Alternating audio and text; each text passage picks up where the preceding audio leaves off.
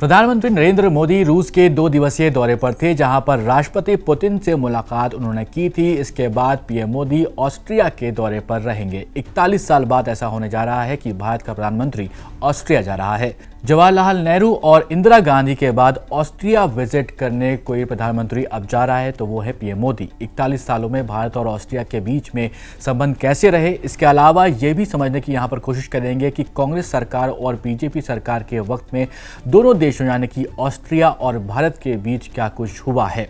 मेरा नाम है सैयद चौहान, आप देख रहे हैं स्विच।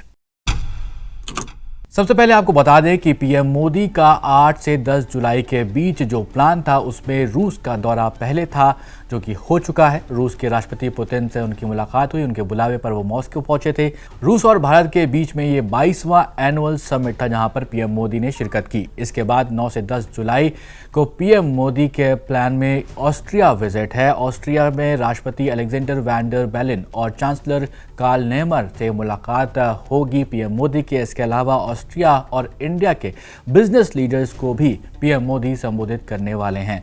जिस तरह से मॉस्को में पीएम मोदी ने इंडियन कम्युनिटी के लोगों से मुलाकात की है, वैसे ही ऑस्ट्रिया के कैपिटल वियना में भी पीएम मोदी इंडियन कम्युनिटी के लोगों से मुलाकात करने वाले हैं।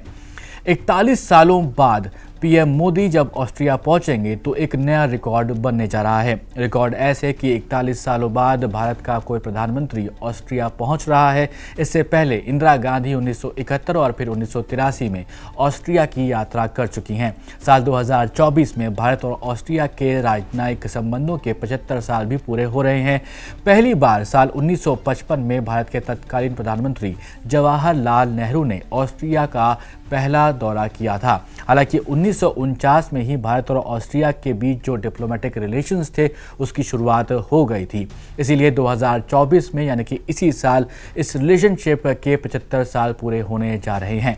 दोनों ही देशों के बीच में मिनिस्टर्स और एमपीज के लेवल की बैठकें होती रही हैं। कई राष्ट्रपति भी वहां पर एक दूसरे की कंट्रीज में पहुंचे हैं। 1971 में तत्कालीन प्रधानमंत्री इंदिरा गांधी ने ऑस्ट्रिया का अपना पहला दौरा किया था। इसके बाद यहाँ पर साल आता है 1980, जब ऑस्ट्रियन चांसलर ब्रूनो क्रेस्की भारत के दौरे पर आए थे। इंदिरा गांधी का जो दूसरा दौरा था ऑस्ट्रिया का वो 1983 में हुआ था। इसके बाद वहाँ के जो चांसलर थे फ्रेड शेनवाल्ज, उन्होंने 1984 में भारत का दौरा किया था। इसके बाद किसी भी प्रधानमंत्री ने ऑस्ट्रिया का दौरा नहीं किया था। हालांकि दोनों देशों के बड़े नेता जो थे वो एक दूसरे के देश में विजिट करते रहे थे। इसमें अगर आप बात करें तो प्रेसिडेंट्स भी रहे हैं, शामिल हुए हैं। तो प्रेसिडेंट KR नारायणन 1999 में ऑस्ट्रिया गए थे और प्रेसिडेंट हेंस फिशर 2005 में भारत आए। ऑस्ट्रियन वाइस चांसलर जोसेफ प्रोल 2010 में भारत आए।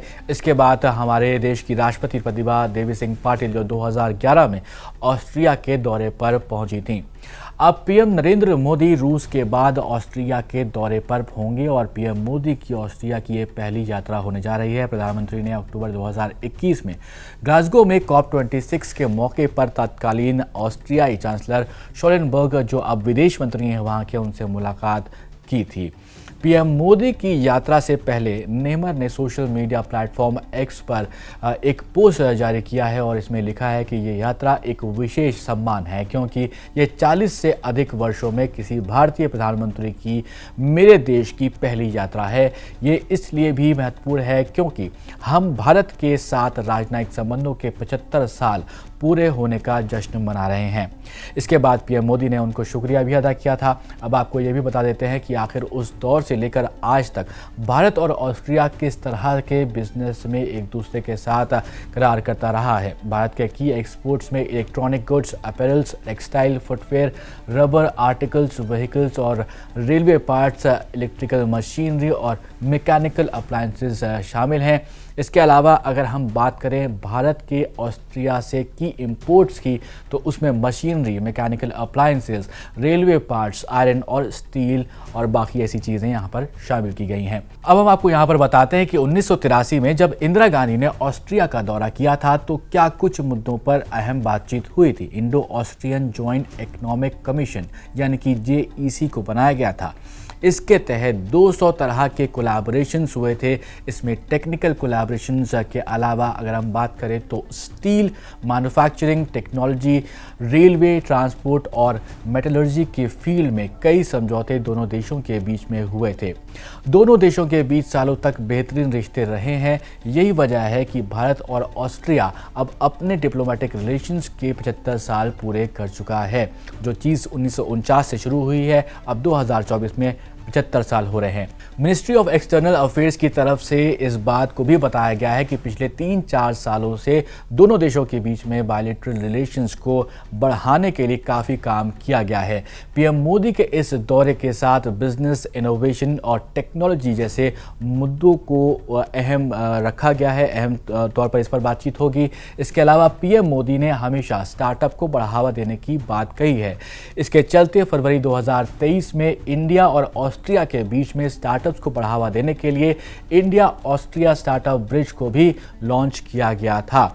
तो ये थी भारत और ऑस्ट्रिया के बीच जो रिलेशंस हैं उसकी कुछ इन्फॉर्मेशन। भारत के बाकी कंट्रीज़ के साथ जिस तरीके से रिलेशंस हो रहे हैं उस पर आपका क्या कुछ कहना है, ज़रूर आप कमेंट बॉक्स में बताइएगा। और ऐसे ही वीडियोज़ के लिए आप देखते रहिए स्विच।